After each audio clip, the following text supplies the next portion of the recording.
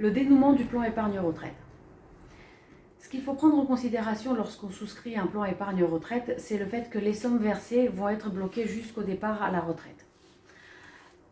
La loi Pacte est venue modifier les possibilités de sortie de cette épargne, notamment avec la grande nouveauté, c'est-à-dire la sortie en capital.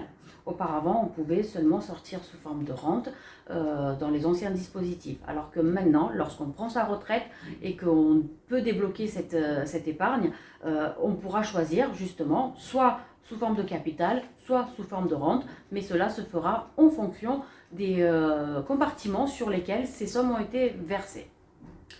La loi Pacte est venue également élargir les cas de sortie, de déblocage anticipé, c'est-à-dire la possibilité de débloquer cette épargne avant de prendre sa retraite.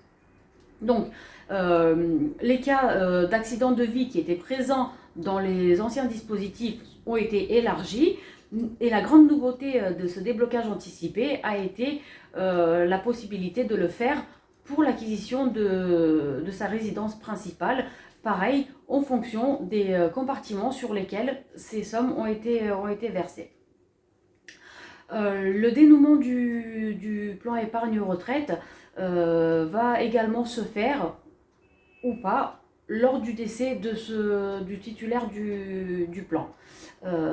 C'est-à-dire, ce dénouement va se faire ou pas en fonction du moment où intervient le décès, soit avant le départ à la retraite, soit après, mais également en fonction du choix de sortie, soit sous forme de capital, soit sous forme de rente.